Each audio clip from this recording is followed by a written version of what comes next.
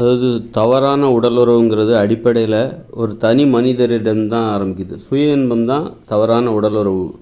ஒரு அதாவது தனித்து நின்று யார் அதாவது சுய இன்பம் பண்ணுறாங்களோ அது வந்து தவறான உடலுறவு.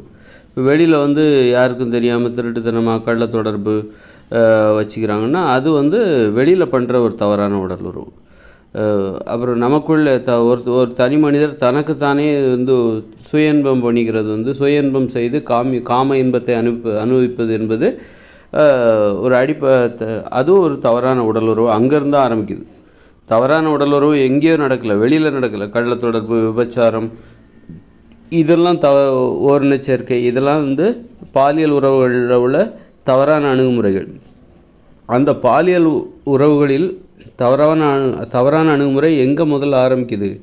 இந்த சுய இன்பத்தில் தான் ஆரம்பிக்குது. அதனால் சுய இன்பம் செய்வது வந்து சுய இன்பம் செய்தால் என்ன ஆகும்? தவறான உடலுறவு பண்ணால் என்ன தப்பு அப்படின்னு கேட்டால் நரம்பு மண்டலம் கடுமையாக பாதிக்கும். அப்புறம் தவறாத ஓரின சேர்க்கை, சுய இன்பம் செய்வது, அப்புறம் விபச்சாரம், அதில் எல்லாமே கள்ள தொடர்பு, சமூக அங்கீகாரம் இல்லாமல் உடலுறவு, சமூக அனுமதி இல்லாமல்.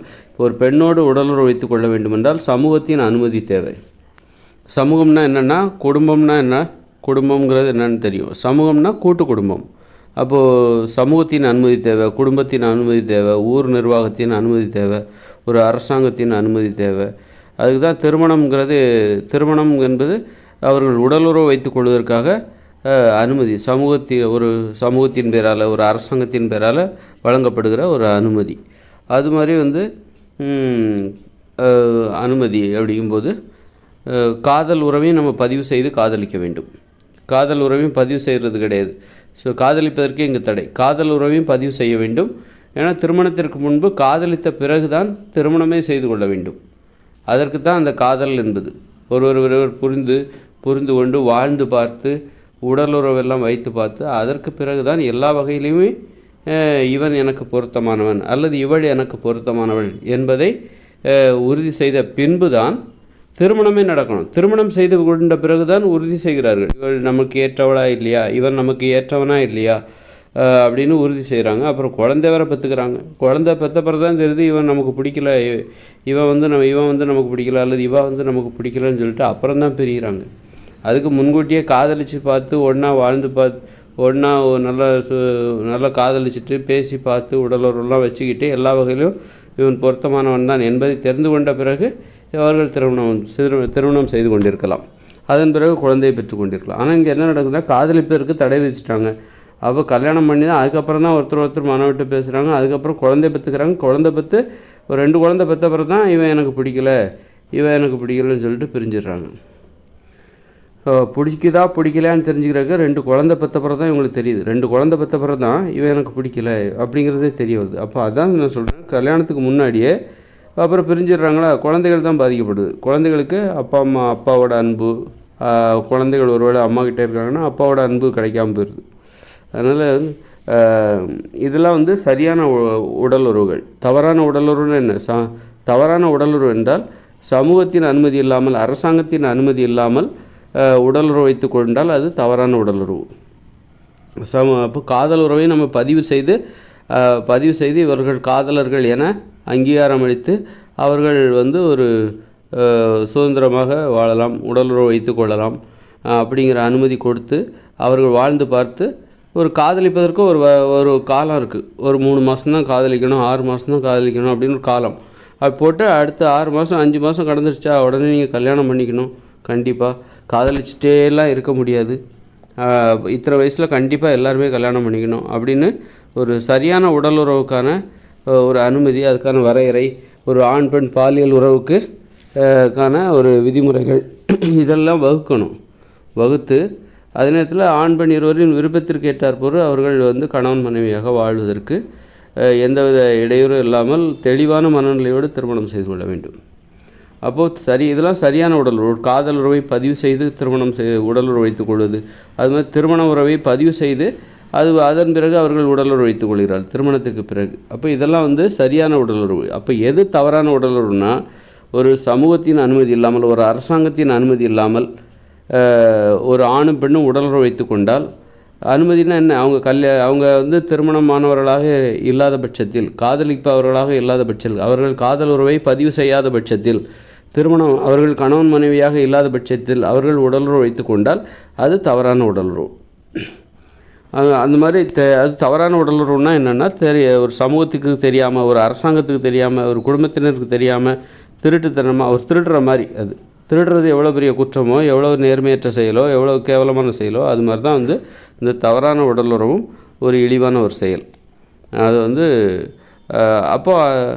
அப்போ தவறான உடலுறவு ஏன் நிகழ்துன்னா, நீங்கள் காதலுக்கு தடை போடுறீங்க, காதலிக்கக்கூடாதுன்னு. சரியான உடலுறவுக்கு நீங்கள் அனுமதி எதுவுமே கொடுக்குறதில்ல, காதலிக்கக்கூடாது அப்படிங்கிறீங்க.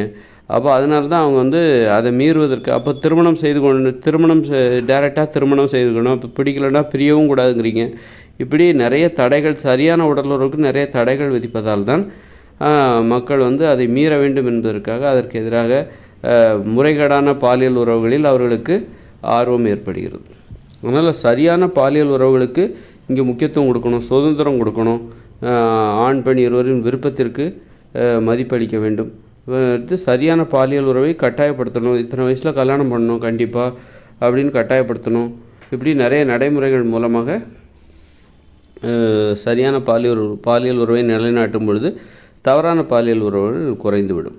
ஒரு சமூகத்துக்கு தெரியாமல், அரசாங்கத்துக்கு தெரியாமல் திருட்டுத்தனமாக அவங்க ஏன் வந்து அப்புறம் வந்து காதல் பண்ண போகிறாங்க அல்லது உடலுறவு வச்சுக்க போகிறாங்க? சமூகம் சரியான பாலியல் உறவுக்கு தடையாக இருப்பதால் தான் அவர்கள் அரசாங்கத்தை ஏமாற்ற பார்க்கிறார்கள், அல்லது குடும்பத்தினரை, சமூகத்தை ஏமாற்றி உடலுறவு வைத்துக் கொள்கிறார். அதனால் பெண்ணோடு உடலுறவு வைத்துக் கொள்ள வேண்டும் என்றால் அதற்கு ஒரு அனுமதி தேவை, அரசாங்கத்தோட அனுமதி. அனுமதிங்கிறது என்ன? இவர்கள் காதலர்கள், காதல் உறவை பதிவு செய்ய வேண்டும், இவர்கள் காதலர்கள், இவர்கள் உடலுறவு வைத்துக் கொள்ளலாம், இவர்கள் திருமண தம்பதிகள், இவர்கள் உடலுறவு வைத்துக் கொள்ளலாம் அப்படின்னு அந்த திருமண உறவை பதிவு செய்யும் பொழுது அவர்களுக்கு அந்த அனுமதி கொடுக்கப்படுகிறது. அப்படி ஒரு உறவை பதிவு செய்யாமல் ஒரு இருவர் வந்து ஒரு ஆணும் பெண்ணும் உடலுறவு வைத்துக் கொள்கிறார்கள் என்றால் அது தவறான உடலுறவு. இது வந்து வெளியில். அப்போ விபச்சாரம் இதெல்லாம் தவறான உடலுறவு, அப்போ ஓரினச்சேர்க்கை இதெல்லாம் தவறான உடலுறவு, அதுபோன்று சுய இன்பமும் தவறான உடலுறவு. இப்போ இதெல்லாம் என்னன்னா, இது வந்து பாலியல் உறவுகளில் உள்ள வன்முறையினால் தான் மனித உடலில் நோயே வந்துச்சு. வன்முறைகளை மனித உடலால் தாங்கிக்க முடியாது. மனித உடலில் உள்ள நரம்புகளால் வன்முறைகளை தாங்கிக்க முடியாது. மனுஷங்க வந்து மென்மையானவங்க. அப்போ மென்மையான உணர்ச்சிகளை தான் மனுஷங்களால் ஏற்றுக்கொள்ள முடியும். வன்முறைகளை அந்த மனித உடலால் தாங்கிக்க முடியாது. மனித நரம்பு மண்டலத்தால் ஏற்றுக்கொள்ள முடியாது. அப்போ நரம்பு மண்டலம் பலவீனம் அடையும். நீங்கள் சுய இன்பம் பண்ணாலும் சரி, அது மாதிரி தவறான உடலுறவு, திருட்டுத்தனமாக உடலுறவு வச்சுக்கிறது, கள்ள தொடர்பு, இதெல்லாம் வந்து நரம்பு மண்டலத்தை மிகவும் கடுமையாக பாதிக்கும். இதெல்லாம் வன்முறை உணர்ச்சிகளை ஏற்படுத்தக்கூடியது. இது வந்து தெரியாமல் ஒரு திருட்டுத்தனமாக பண்ணுறது அப்படின்னால பயம், கோழைத்தனம் இதெல்லாம் அதிகரிக்கும். அந்த கோழைத்தனத்தை மறைப்பதற்காகத்தான் வன்முறை உணர்ச்சியை தோன்றுகிறது. கோழைத்தனம் ஏற்படும் போது தான் வன்முறை உணர்ச்சி தோன்றுகிறது. கோழைகளின் வீரம்தான் வன்முறை. அதனால் கோழைத்தனத்தால் தான், வன்முறை உணர்ச்சிகளால் தான் நோய்கள் ஏற்பட்டது என்றால், வன்முறை உணர்ச்சிகள் ஏன் ஏற்பட்டது? கோழைத்தனத்தால் ஏற்பட்டது. ஏன் கோழைத்தனம் ஏற்பட்டது? சமூகத்துக்கு தெரியாமல், அரசாங்கத்துக்கு தெரியாமல் திருட்டுத்தனமான செயல்களை செய்யும் பொழுது அதாவது மக்களை பார்த்து பயந்துக்கிட்டு தெரியாமல் ஓடி ஒழிஞ்சிக்கிட்டு ஏதோ ஒரு தப்பு பண்ணும்போது தான் அவங்க கோழையாக மாறுறாங்க.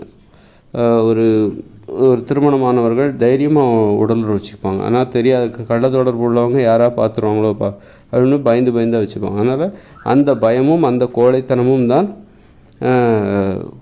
நோய்களுக்கு காரணம். அந்த கோழைத்தனத்தை மறைப்பதற்காகத்தான் நான் கோழை இல்லை அப்படின்னு நிரூபிப்பதற்காக வன்முறை உணர்ச்சியை கையில் எடுத்து பிறரை அச்சுறுத்துகிறார்கள். கோழைகளின் வீரம்தான் வன்முறை.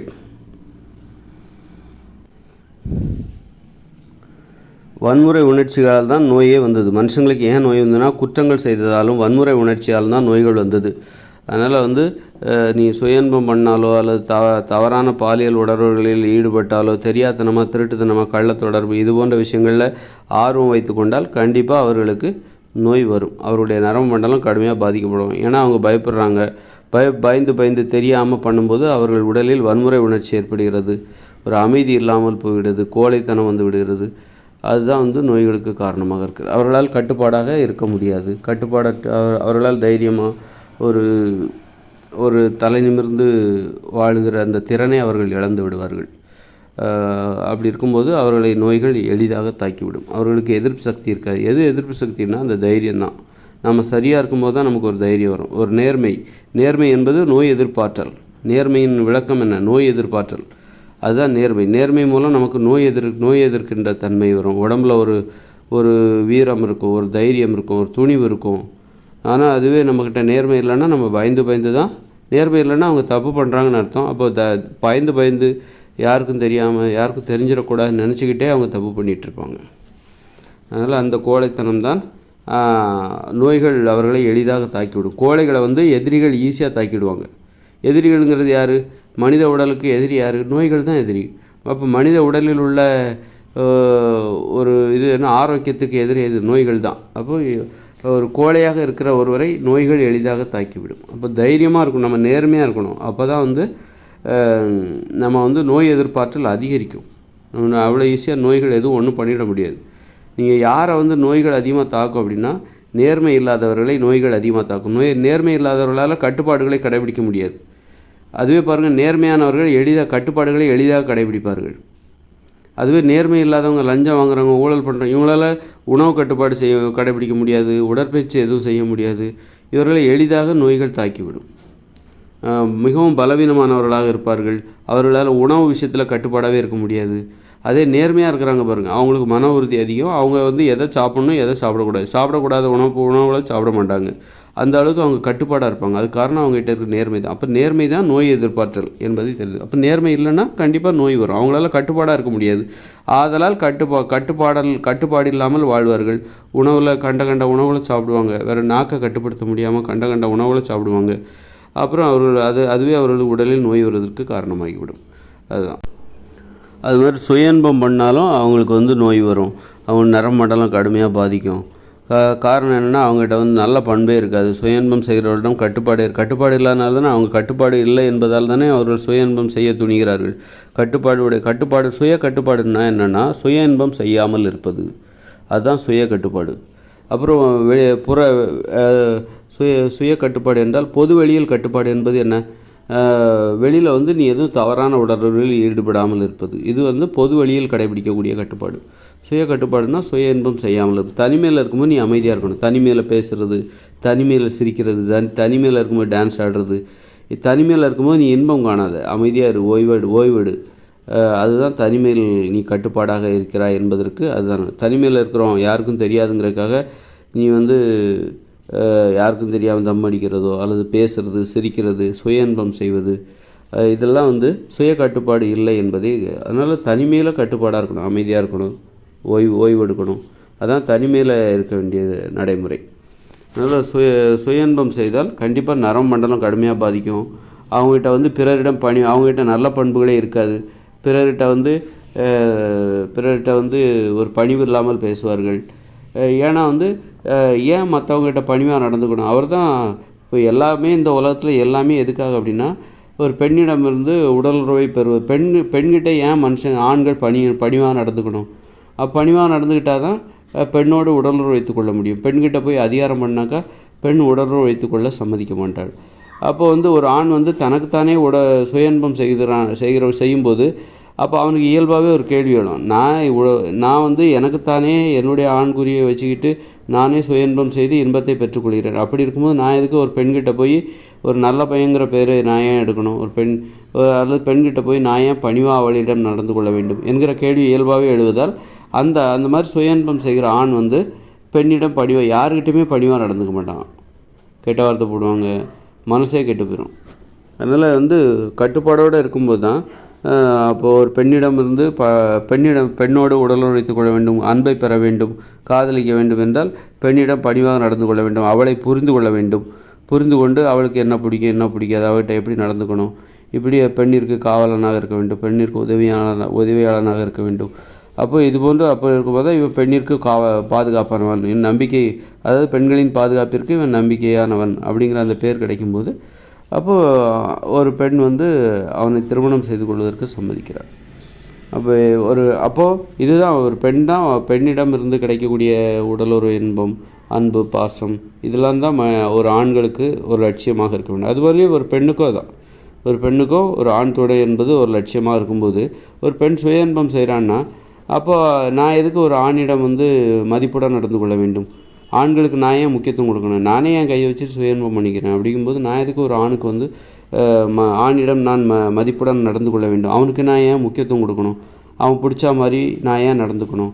அப்படிங்கிற கேள்வி இயல்பாகவே எழுதுதால் அப்படிப்பட்ட பெண்கள் வந்து சுய இன்பம் செய்கிற பெண்கள் வந்து ஆண்களை மதிக்க மாட்டார்கள். ஆண்களுக்கு முக்கியத்துவம் தர மாட்டார்கள். ஆண்களுக்கு என்ன பிடிக்கும், ஆண்களை பற்றி எதையுமே கற்றுக்க மாட்டாங்க. ஏன்னா நான் எதுக்கு கற்றுக்கணும் அப்படிங்கிற கேள்வி எழுகிறது. ஏன்னா சுயமாகவே நான் இன்பத்தை பெற்றுக்கொள்கிறேன். அப்படி இருக்கும்போது நான் எதுக்கு ஆண்களிடம் வந்து மதிப்புடன் நடந்து கொள்ள வேண்டும் அப்படிங்கிறதுனால ஆண்களை புறக்கணிக்கிற தனிமையில் தனிமையில் வாழ வேண்டும் என்கிற ஆர்வம், இதெல்லாம் வந்து சுய இன்பம் செய்கிறவர்களுக்கு கடுமையாக இருக்கும், ரொம்ப அதிகமாக இருக்கும். உளவியல் ரீதியாக பயங்கர பாதிப்பு ஏற்படும். வன்முறை உணர்ச்சி அதிகமாக இருக்கும். ரொம்பவும் அளவு கடந்த பயங்கர கோபம் வரும். அப்புறம் வந்து கடைசியில் அது நோய் நரம்பு மண்டலம் கடுமையாக பாதிக்கும். கடைசியில் நோயே வந்துடும். அதனால் சுய இன்பம் பண்ணாலும் சரி, வெளியில் தவறான உடல் உறவு வைத்து கொண்டாலும் சரி, சமூகத்தின் அனுமதி இல்லாமல், அரசாங்கத்தின் அனுமதி இல்லாமல் கள்ள தொடர்பு, தவறான உடல் உறவு இது போன்ற விஷயங்களில் ஆர்வம் காட்டினால் கண்டிப்பாக உடம்புல நோய் வரும்.